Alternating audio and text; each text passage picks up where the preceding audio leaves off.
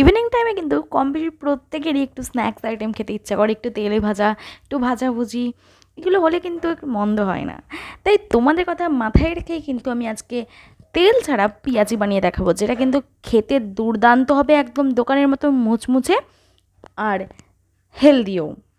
আজকের রেসিপিটা দেখানোর আগে কিন্তু তোমরা চ্যানেলটাকে সাবস্ক্রাইব করে দাও আর বেল বাটনটা অন করে রাখো। তাহলে চলো, প্রথমে কিন্তু আমি দুখানা মিডিয়াম সাইজ পেঁয়াজ কুচিয়ে নিয়েছি, আর লঙ্কাটা তোমাদের যে যেমন ঝাল খাও সেই অনুযায়ী লঙ্কাটাকে কুচিয়ে নেবে। আর এখানে আমি নিয়েছি 3 চামচ মতন চিড়ে, মোটা চিড়ে হলে কিন্তু তোমরা ভিজিয়ে রাখবে 10 মিনিট। আর এখানে নিয়ে নিয়েছি হলুদ গুঁড়ো, লঙ্কার গুঁড়ো, নুন, একটুখানি গোলমরিচ, একটু চাট মশলা তোমরা নিতে পারো, একটু জিরের গুঁড়ো, একটু ধনের গুঁড়ো। তারপর দেখো এখানে চিড়েটাকে কিন্তু 10 থেকে 15 মিনিট ভিজিয়ে রাখার পর কিন্তু আমি একটুখানি মেখে নিচ্ছি। একদম পুরো ম্যাশ করার দরকার নেই, ঠিক এরকম মেখে নিয়ে তারপর কিন্তু এটার মধ্যে দিয়ে দিলাম যা মশলা ছিল আর চিড়েটা ম্যাশ করা ছিল সবটাই ওর মধ্যে আমি দিয়ে দিলাম।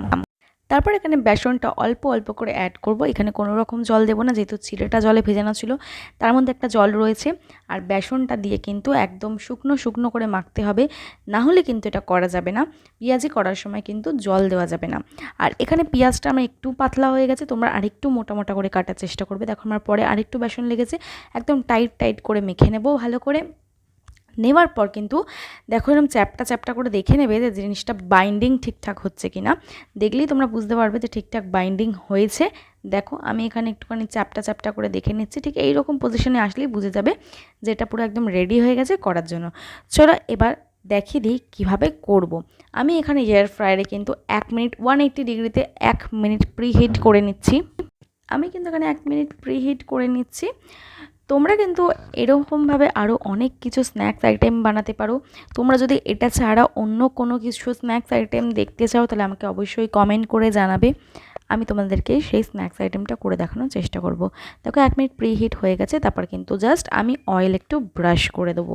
মোটামুটি এই পেঁয়াজিটা কিন্তু বানাতে 1/2 চামচ তেলেই কিন্তু তোমার পুরো পেঁয়াজিটা রেডি হয়ে যাবে।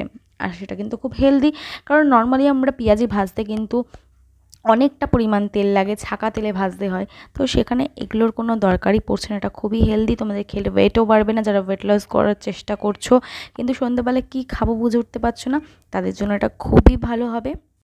ঠিক এরকম চ্যাপটা চ্যাপটা শেপ করে নেবে, তাহলে জিনিসটা হতে একটু টাইমটা কম লাগবে। আর একটু ছোটো সাইজও করতে পারো, বড়ো সাইজ করলে তোমাদের টাইমটা বেশি লাগবে। তাই আমি একটু মোটামুটি একদম ছোটোও নয় আবার খুব বেশি বড়োও নয়, এরকম শেপ করে নিয়েছি আর একটু চ্যাপটা চ্যাপটা করে নিয়েছি। প্রত্যেকটা পেঁয়াজের মধ্যে দিয়ে দিয়েছি, দিয়ে কিন্তু দেখো আমি এটা অন করে দেবো 180 ডিগ্রিতে। আমি 13 মিনিট দিয়েছিলাম। তারপরে মাঝখানে কিন্তু খুলে খুলে তোমাদের বারবার দেখতে হবে। দেখো পুরো ভিডিওটা দেখলেই তোমরা বুঝতে পারবে, একটুও স্কিপ করবে না।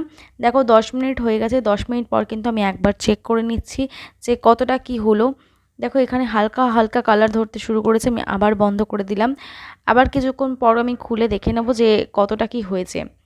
দেখো এখানে 6 মিনিট হয়েছে, তখন আমি আরেকবার চেক করে দেখে নিলাম। দেখে নিয়ে কিন্তু আমি সবগুলোকে একবার উল্টে দেবো, কারণ একটা পিঠ হালকা একটু ফ্রাই হয়েছে, তাই আমি একটা পিঠ উল্টে দিলাম। দিয়ে এবার আমি একটুখানি জাস্ট অয়েল ব্রাশ করে নিচ্ছি। 1/2 চামচ তেল দিয়ে যে পেঁয়াজি হয় এটা তো ধারণারই বাইরে। তাই বলবো তোমরা অবশ্যই একবার ট্রাই করে দেখো।